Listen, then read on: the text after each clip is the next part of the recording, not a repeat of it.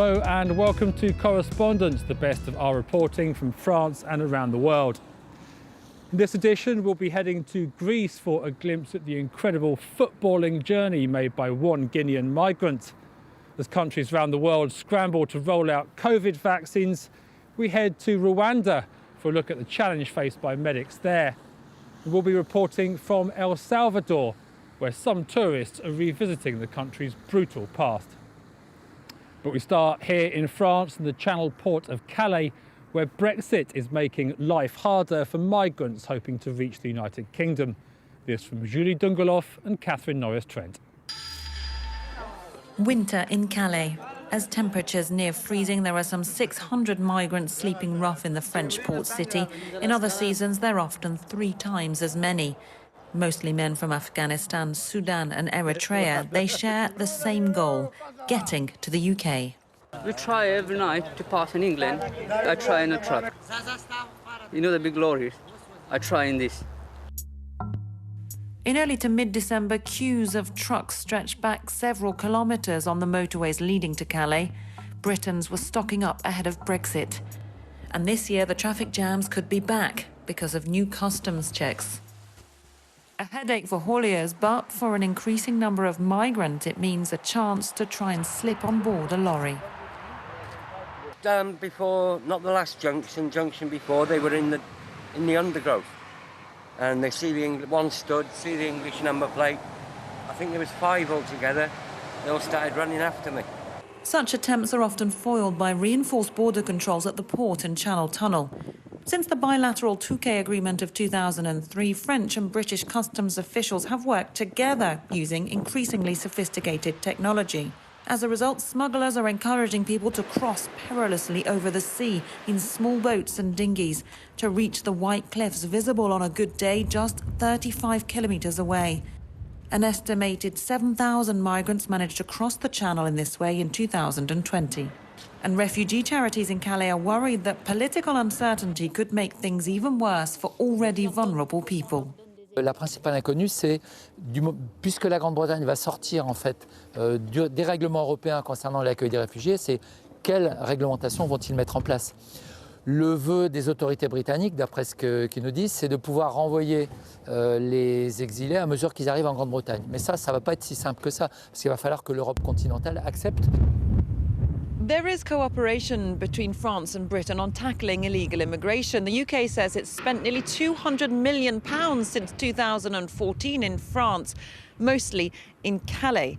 But once the Brexit transition period is over, the UK will no longer be able to rely on EU regulations to send migrants back to European countries. That's a political sticking point which is still unresolved, leaving the fate of many vulnerable people still up in the air.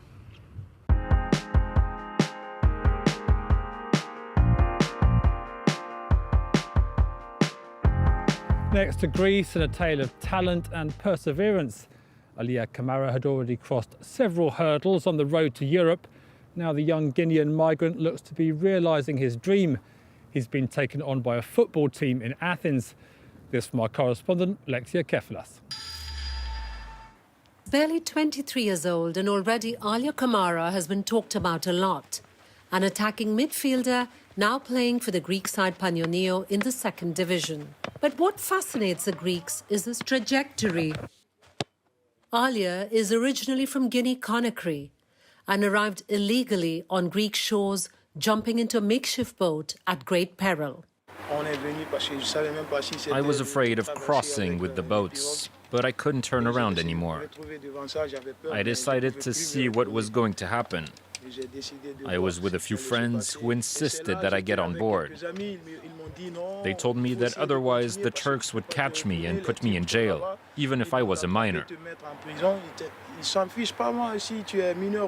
On his arrival at the island of Lesbos, he was like tens of thousands of migrants and refugees driven to Moria, the infamous reception camp on the island of Lesbos, facing Turkey, that has been singled out by the international community for its appalling conditions. As a minor, he was transferred to Athens, and thanks to his talent for football, would find the right people to welcome him. We chose him primarily because he is an excellent player. Second, his history is similar to that of the club, founded by Greek refugees from Asia Minor forced into exodus after the genocide of 1922. The fans are ecstatic. Hopefully, with Alaya, Panionios will one day be able to return to the top division. The adventure has only just begun for Alia, who trains tirelessly even during confinement. I was fortunate. A lot of people have been there like me, and it wasn't easy.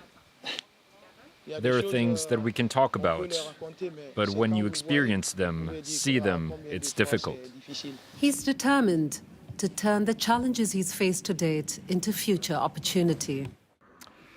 Now, countries around the world are, of course, rushing to roll out COVID vaccines. In our next report, we head to Africa, where Rwanda says it's ready for the challenge based on the experience of previous campaigns.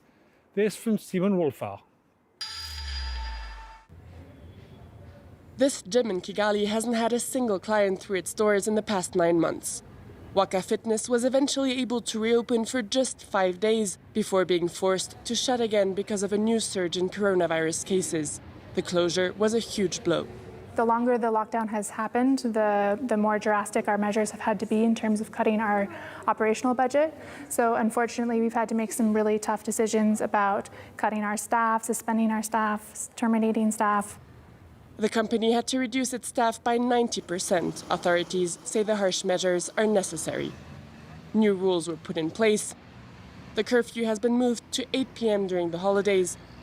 Gatherings are banned, and a negative COVID test is required to stay in a hotel.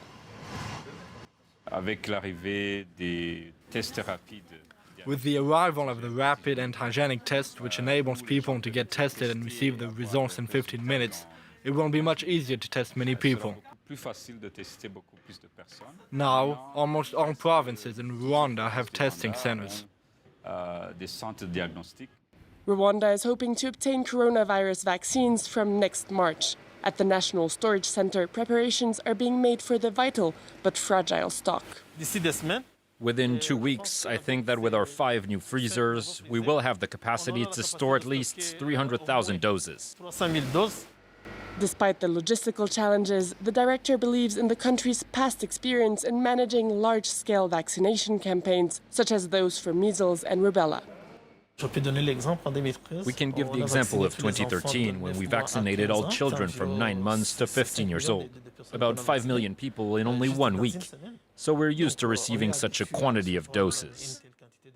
Authorities are hoping to vaccinate 20% of the population during the first trimester of 2021. Finally, to the Central American nation of El Salvador, and some tourism with a difference. In the 1980s, the country went through a bloody civil war, but decades on, some former combatants have become tour guides, helping visitors understand the past. This from our correspondents Laurence Couvillier and Mathieu Comin with Kathy Clifford. Muy buenos días y que sean bienvenidos. Jóvenes, buenos días oficialmente. Bienvenidos a uno de los destinos que conforman la ruta del guerrillero. Behind his mask, Enrique is smiling. After 8 months out of work due to the pandemic, he can finally welcome tourists back. Red tourism is developed by countries which have lived through armed conflicts: Vietnam, Cuba, Nicaragua, and El Salvador. We take people to their historical sites and tell them about what happened. Here in El Salvador, we are lucky to still have living former fighters to share their stories, like Don Rafael. Rafael is a war veteran. He spent 8 years in these mountains. He was born into a poor family and took up arms at the age of 16 to defend his people against the CIA-backed attacks from the Salvadoran army. When we heard footsteps, we immediately positioned ourselves like this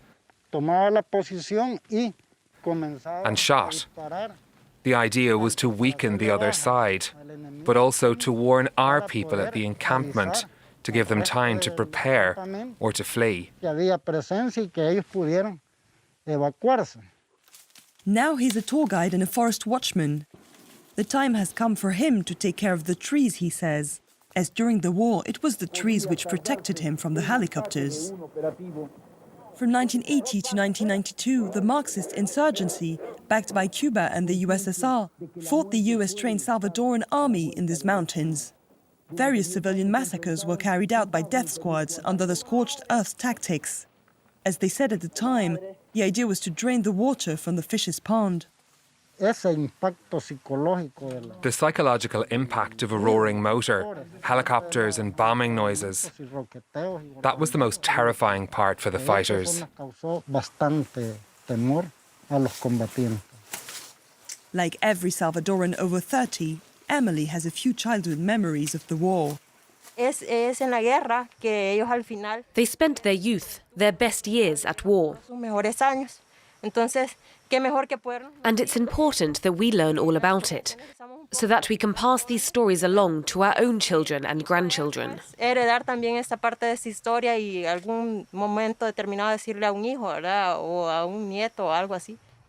Here, rare signs of life in the encampment have been preserved, like these 30-meter-long evacuation galleries, built to disguise the smoke when cooking, so as not to betray the guerrillas' presence. Some people still believe this war is a myth. Sometimes, even after telling it in detail, we're told that we're liars, and that's not how it happened. The social reintegration of the guerrillas was one of the main hurdles to the country's reconstruction once the peace agreements were signed. They remain demobilized and jobless in a war-damaged country which continues to reject them almost 30 years later. That's it for this edition. Our thanks to Armel Kaur for the camera work. Producing was Yong Chim.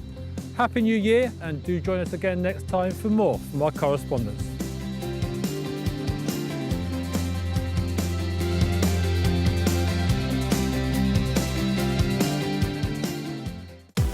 If you want to really understand what's going on in the world, you need to follow the money.